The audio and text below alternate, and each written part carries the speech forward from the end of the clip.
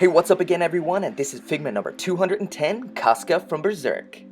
This is the 5th Berserk Figma release. So far we've already got Griffith, Berserker Armor Guts, Black Swordsman Guts, and the Band of the Hulk version of Guts. And in the future we have an epic looking femto to look forward to, but for now, here's Casca. On the back of the box, a few shots of the figure in action. Now let's bust this open and check it out.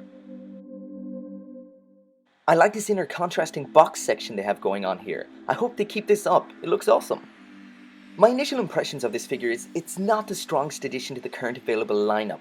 That's not to say it's bad, I just don't feel it captures the essence of Casca.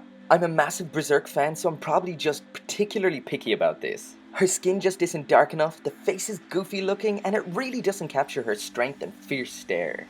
But besides that face, the body and armor look good. The previously released Berserk Figmas have excellently well recreated armor, with detailed plating, and Casca's looks great as well, even though she only wears lighter armor. That orange color of the tunic, which was a change for the movie, well, I guess whether or not you like that will come down to personal taste.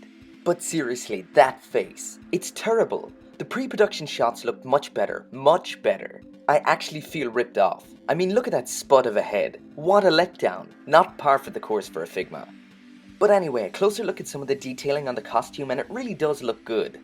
The plating of the armor looks great, the gloves look good too, that gold detailing of the scabbard is really nice, and Casca's long boots with the spurs on the heels look great as well. On to accessories. As well as the default expression, there's one alternate face. As well as the default pair of fists, there's a rack of 8 alternate hands. And as well as those, we get Casca's sword, her cape, and her helmet. A closer look at some of these, and up first is the cape. This is made out of that nice soft flexible material that Max Factory likes to use, so that's awesome. There's a hole in the back for the stand, and around here on the front there's this small Band of the Hulk brooch or clasp. Onto the sword, and Casca's sword is quite plain, a medieval style double-edged sword with no bells or whistles. The scabbard is fully usable though, so that's great, but it is permanently attached to her side. Next is her helmet, which consists of 2 parts, has a white feather up top, and there's a hair section in here as well.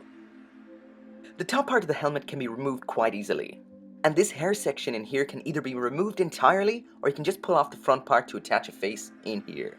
Moving on to the alternate hands, and we have a pair of hands for holding the swords outwards, a standard pair for holding the swords, some open palmed hands, and some widespread open palmed hands. As for the faces, there's the default face on the left and the shouting face on the right. Now on to a few poses.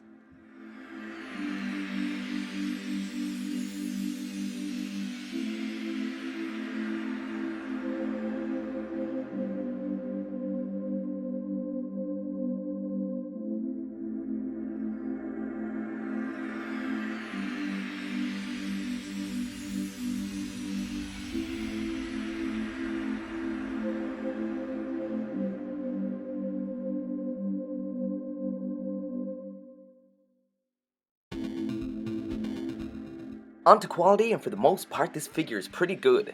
The proportions are a bit on the boxy side, but the joints are all smooth and strong as usual for a Figma. The mold and paint is also great, well, for the most part, and any mold lines are hard to notice. That awesome soft plastic is also used down here in the tunic, so it does not interfere with the movement of the legs. There's also an additional joint in the arm midway along the forearm hidden by the glove, which is quite useful for pulling off some sword wielding poses. Like I mentioned before, the scabbard is fully functional, which is a level of detail I absolutely love.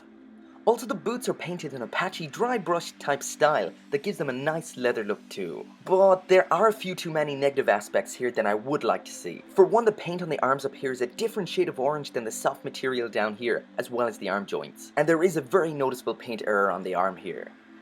But something like that is just a cosmetic error. But that face! It looks really wonky, it's horrible! It looks nothing like the official pictures. I mean, look at it, it's completely different. The hair, the facial shape, the features. I feel like I'm looking at a knockoff here, seriously. Well, that's it for the latest and most likely the last addition to Max Factory's Band of the Hulk.